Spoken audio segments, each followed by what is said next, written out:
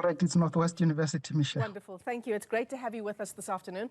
And I want to ask you about the open dialogue, the process of open dialogue that John Steenhuisen says he is committed to insofar as those particular clauses of the BELA Act are concerned.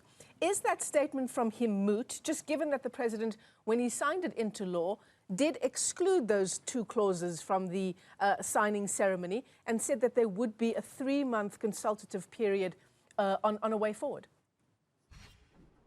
Thanks, Michelle, for having me. Yes, this is correct. I think, in my view, what John Steenhuisen is saying should be what everyone else is saying, that let's find one another in this discourse and to try and put the basic education as interest on the table for South Africans to benefit. But as you can hear from also some of his sentiments is that in the midst of all this, where we are looking for some level of sobriety, there are extreme voices, there are radical voices that muddy these conversations. And I think they need to be called out so we are able to have a much more productive and progressive conversation with regard to the clauses that the President left out when he was signing the bill earlier.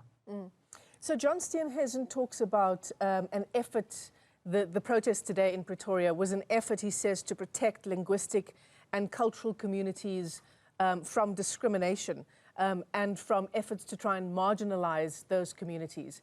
Do you see that as what those two clauses are trying to do, Prof? I think the artists or NGOs like Solidarity and AfriForum are some of those extreme voices in our society, and we need to call them out for what they represent, because if they are not willing to come to party and address the socio-economic challenges that South Africa has been facing for centuries, we will continue to have this kind of conversation, and these are conversations that move us in circles. We are not making any meaningful progress, because if you look at how our country has been configured and you look at how our cities and villages are configured, you will see that there is a huge disparity, and it is largely in favor of the minority. So I think it would be disingenuous to actually say that whatever interventions the government is making now with the BELA bill seeks to exclude certain minorities. I don't think it's correct in any way. In fact, analysts around the issues of concern around these two clauses in the BELA Act, many of them argue that actually it's not about discrimination or marginalization, but rather, ironically, it's about inclusivity and about access for more communities to be able to get an education at a good school in their language.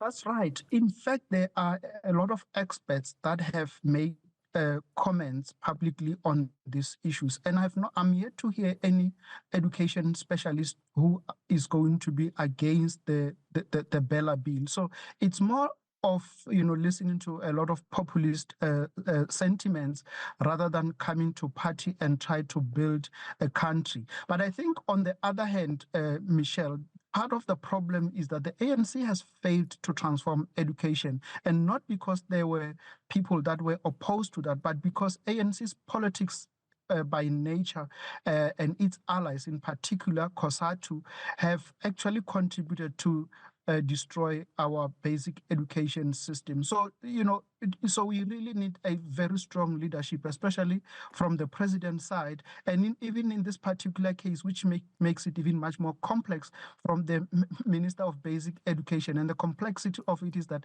the current Basic Minister of Education is from the DA. So I'm saying here that we need to find one another in a very progressive and in a meaningful way, that we can have this conversation and try to put one another to levels of accountability. Yeah, certainly. I mean, fair to say, pre-1994 and after, the education system was essentially decimated for the majority black population in South Africa.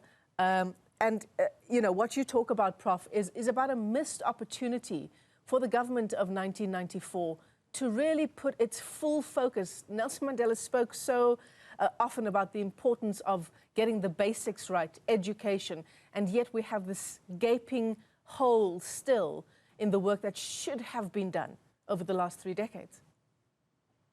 I think there were effort, and I think there were genuine efforts, and there were very strong leaders in the basic education system. The former Minister Bengu, Kada Ashmal.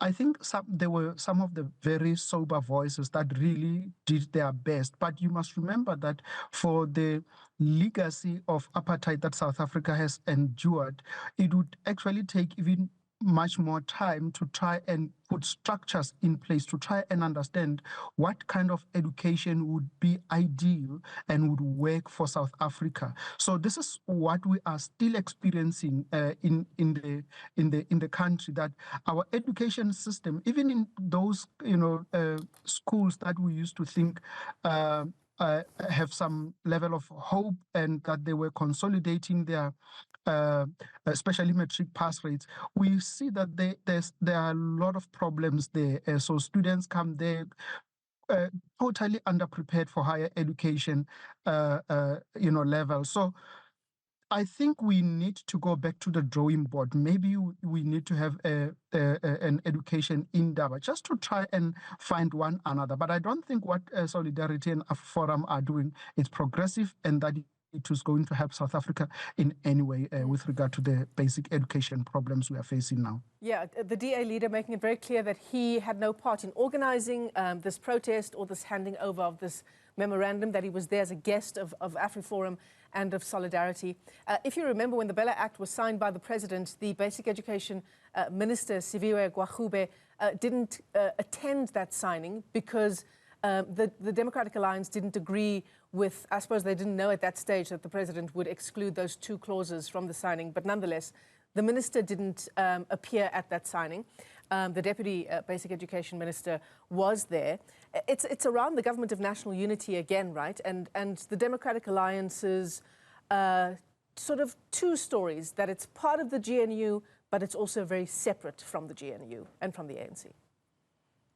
This is a governance, this is a leadership question, Michelle, that when you are confronted with complexities of this nature, this is when we need to see your leadership skills and potential, that you are put in those kind of position to lead the country into a better and prosperous South Africa. So we need people who will even in the midst of these problems that sort of negate their own political party policy position, but that will stand up and demonstrate very solid leadership in resolving issues, because I don't think that we are dealing with an ideology here, which I believe strongly that it is largely what the AfriForum and the Solidarity represent. So you need leaders, especially John Steenhuisen, who's part of the Government of National Unity, to represent the position of government, not the position